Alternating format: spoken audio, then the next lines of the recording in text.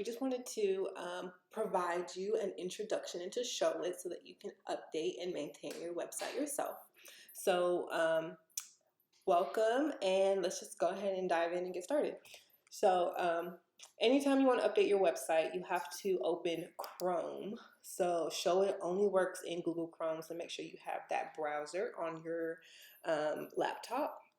You'll go to showit.co, not .com, and you'll log in. So by the time you get your website, we'll have already made sure you had an account and transferred everything to you. But this is what it looks like inside your website. So you have your site panels, which looks at everything from a high level of what is on your website. You have a page panel, which dives into each of the pages. It probably looks a little more, dives into each of the pages that you have on your website. And then you have on this side, you have all of your settings. So we'll go into a little bit more detail of what it are, but just think of like, here are the pages and canvases on this side, and here are all your settings on the other side. On the bottom, you have your views. So you can look at things for both mobile and desktop. You can look at just mobile. You can look at just desktop. You can share or see the grid lines. You can see the grid lines, or you cannot. I think you have to maybe zoom in, and this one looks like it's for mobile. So let's zoom in. You can zoom in, you can zoom out, you can reset your zoom. So let's say we get rid of the mobile overlay. That would get rid of like the cell phone that goes around there, and this gets rid of the grid lines in between your canvases, which the grid lines you can see on the desktop. So you see these grid lines, assuming if you take this off, that goes away. But we keep them both on because we need all the help that we can get. You can zoom out, like I said, reset your zoom, zoom in. You have all of your different elements that you can add to a canvas in your page. We'll talk about that. Here's your undo and redo button, and here's your get help section. So after your 30 days is up, and maybe I'm just not answering your text messages. I don't know. Because you can call me. But if you just need some other help, Showit has a great resource down here with their Get Help docs, which you can literally learn about anything that you want to learn with Showit here. And it has a live chat that you can, I've chatted them questions quite a few times. If they're not available then and there because it's outside their working hours, they will get back to you in the morning when they open. But both of these are great resources to have. I will usually close this out because once you're in, you're in. Okay. Then up here you have your preview. So this is what it looks like with whatever edits that you've made. You can come in and do like a test before you publish anything for your site. And then you have the publish button. So whatever you do and you click this publish button, it will be live out on the internet.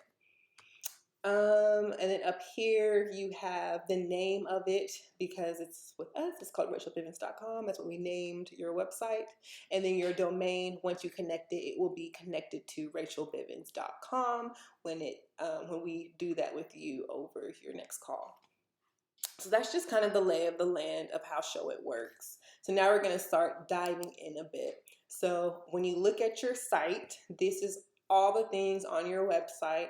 You have your site settings here, which here you can see the name of your site. If you don't want, you could just call it Rachel Bivens or Rachel Bivens website, whatever you want to call it. Nobody will really see. You can, let's save it. You can, because you have a blog, and once we get it over to you, we can connect it to your WordPress domain, and everything that you put into WordPress would be integrated into your Showit website. And then any third party stuff, if you want to start getting into the traffic, the traffic and analytics of who's hitting your site, when, what are they clicking on, how long are they there, you can integrate that in that section. So after site settings, you have design settings. So if you click on design settings, you'll see in the site style tab, this is your color palette. This is the color palette that we provided to you in your brand guideline. And anything that you do on this site page, it can, most of it will be applied everywhere. It's where the most of the mass settings happen. So if I go back into design settings, and let's say I wanted to change the color of everything that's tagged with this number 3 right now, because we use this color quite a bit in your design. Let's say all of a sudden you wanted it to be purple. You would push OK, save it, and that would make the bulk of the edits for you. But you would do that. We don't want to do that, so I'm going to come here and undo it and save it. I'll save it. But same thing with your titles, your fonts. If you change it here, it'll make most of the changes. It'll similarly make changes across your site the same way that it did with the colors. If you click on these 3 buttons, it'll give you more font settings, about how it looks, what font you use, how it's centered, where the link are. These are the same settings that you'll see on the left setting side of the page when we get to that point. And then you would just click that to click that back to show it back. And then you can change the default background color here of both your mobile and desktop. Everything that you do, you're gonna have to do it separately in your mobile and your desktop, because you don't want to automatically do it because it might not be the best experience. So just make sure that when you're in your website that you're cognizant about what it's doing on the mobile side and the desktop side. Also in design settings, you have your fonts, where I was literally in here. Sometimes it adds like these random fonts. Try to keep it just the 3 that came in your brand style guide, just so you don't get confused. I think it actually pulled because I pulled in another template just to play some things around. But this is where your fonts are. You have all the Google fonts downloaded, and if you want to add any custom fonts, there's instructions on how to do that here. So we're going to save this because we pushed it back.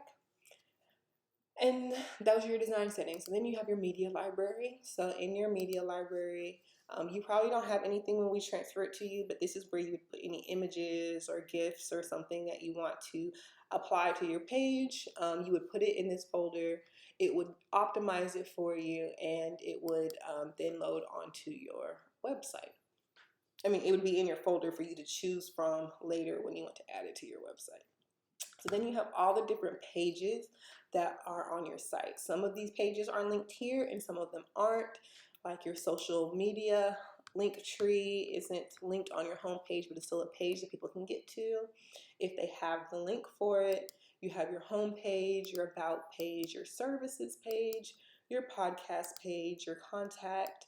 We had this video stories, but honestly, you didn't want it now. You can use it for whatever, or you can just, delete it if you want.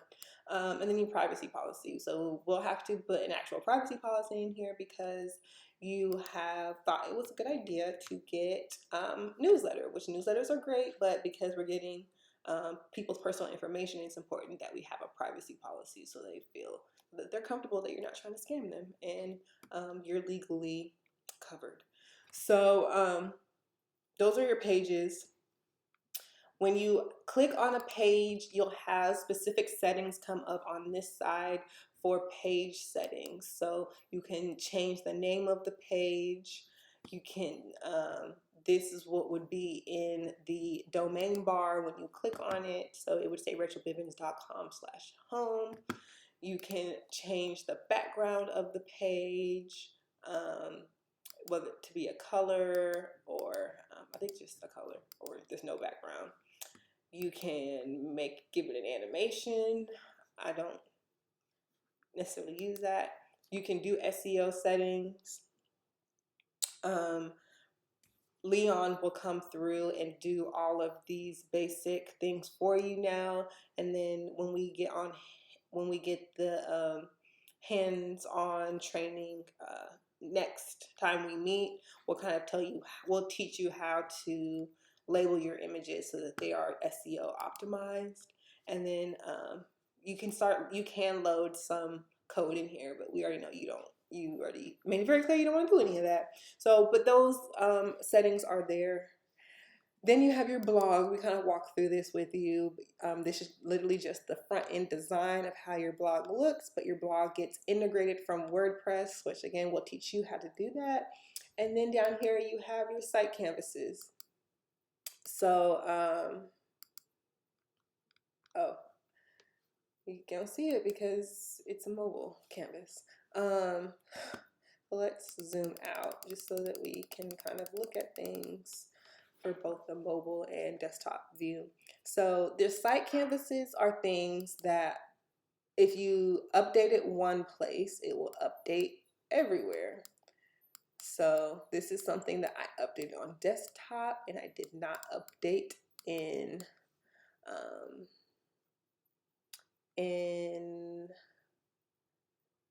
mobile. So let's just do that. So if I update it one place, it'll update on all the pages. So like for the footer, for example, you saw that I made those changes. I'll go back to the page, just go back to site, and then you can see that change has now been updated on every page that has that footer. So that's what site canvases are. If you update it one place, then it updates everywhere for you. So your mobile navigation, the bottom expanded, is a site canvas. This sidebar for your blog is a site canvas. It doesn't really need to be, but it is one. The footer on all your pages is one. The social proof or testimonials is one because we have it in multiple places. So if you update it one place, you'll update it everywhere. This hero is one, and I'll kind of explain to you how why I have it as one. If you want to rebuild another page, the newsletter is one because I think it's more than one page. Actually, we can delete these. We can delete that. It's the same. Let's undo that. I don't want to delete anything.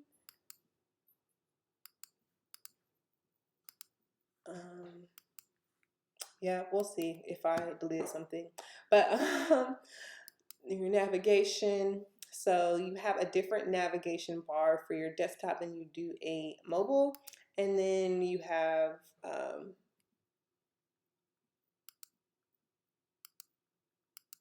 yeah, these are your site canvases.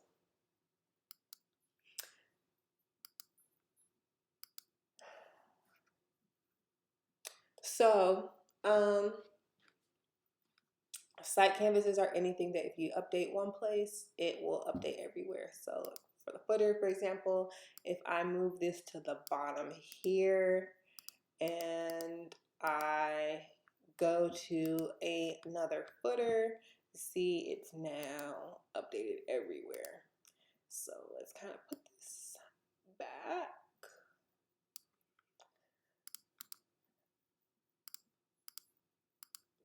Those are site canvases. So I think the next question is probably, what is a canvas? You keep saying site canvases. What is a canvas? So a canvas is a section of a page. So you have a page, let's say you fold a page in three. Those three sections, those are all canvases. They all operate very differently. They all are independent and they have their own settings. So once you look at a page, like this is your about page, all of these bars down across here represent a canvas. So this page has 1, 2, 3, 4, 5, 6, 7 canvases. And the diagonal lines represent if it's a site canvas or not. So as you can see, most of this page is a site canvas. The only two things that are unique on this page are your hero or your intro picture, and this bio page right here, the about canvas right here. Every canvas has its own settings, again, because the site canvas, if you update it one place, it'll update everywhere else. But these other canvases, it has its own settings. You can change the type of canvas. Let's say you grow it grow with content. If you don't know what something is, you can literally just preview it. You have, you can change the background of the canvas, of the mobile, of the desktop. You can add animation to it. Let's say you want it to fade in, or you want it to fade in. You can see what that looks like. There you go. We'll just keep it normal though. We'll keep it normal. But yeah, you can change the background. You can change the automation. Let's say this is 6 seconds. Preview it. I don't know. Let's see what that does. Yeah, see, it just kind of starts. We'll keep it page default. But yeah, you can change the animation of how the actual canvas comes about, the transitions, what happens when you scroll down. You can add different actions. And then you have the elements on the canvas. So before, if you click on the background, you're going to see the settings for the background. If you click on the image, you're going to see the settings for the image. So whatever you click on is what settings you'll be looking at on this side of the screen. So here's your image. Here's another picture. Putting elements on the screen, like I said at the beginning, you use these 3 buttons. You can add text. You can add a heading. You can add an icon. You can choose a different type of icon that you want. Let's say you want heart emojis for whatever reason. But be mindful, because see how I've gotten all these things here and it's like, oh, okay, this looks good. Let's say you want a background behind it. You could click rectangle and put it. Let's undo that. Let's say you want a rectangle underneath it. Layering matters on this. And as you can see, just because it looks one way on desktop, it does not automatically look the same on mobile. So you're gonna have to do the same things on both sides. That's why I recommend you keep these both up. But both of these matter. So again, a canvas is a piece of paper. It has sections that operate independently, but on that piece of paper, it matters how things layer on top of each other. So you have your background, which is your bottom layer, and then you have things on top of it. So anything, all of these different elements in here need to be lined up accordingly. So if you want this green box to be towards the back, you need to put it towards the back. And you can't see the colors because it's the same color. But let's say shape style, there you go. You know, this just to show you about the layering and adding things to the page and being able to move it wherever you want it to go. You can also add a gallery. Let's say you want multiple images, just be scrolling across the page. You can add that, and you can change the gallery settings. Let's say you want it to be a tiled, I can't speak, gallery. You could do that. You could make it a sliding gallery where it's just sliding across. You can do literally whatever you want. So we're going to just delete this gallery. Delete. Push the delete button. So yeah, that's adding things to a page. If you need to add code for whatever reason, this is where you would do it. It's an embed code option. I know, again, you say you don't want to have to do that. So yeah. this is where you would be able to update your text. Sometimes, like if let's say you're just trying to update one thing, you're clicking, you don't see it, look at this text box. Sometimes you might have to expand the text box out so that you can actually select the piece that you want to edit. That's updating text. Anything, again, look at the settings down here. You have the style of the text, the properties, what type of text it is, the size and position of it. This is where is it located on the canvas? Is it in the middle? Is it in the middle? Click actions. When someone clicks on it, what does it do? Right now it goes to the services page. So does this brown box as the button goes to the services page. Transition. What type of just different effects do you want to add to that element that you have selected? So I encourage you just kind of go around, play around. You can always do, undo, redo, preview, and just kind of learn how all the different settings can can affect your site. Really, I think that's it for the most part. So just wanted to give you an overview. Obviously, we'll play with it a little bit together, and then yeah, just let me know if you have any questions, and I hope this helps. All right, bye.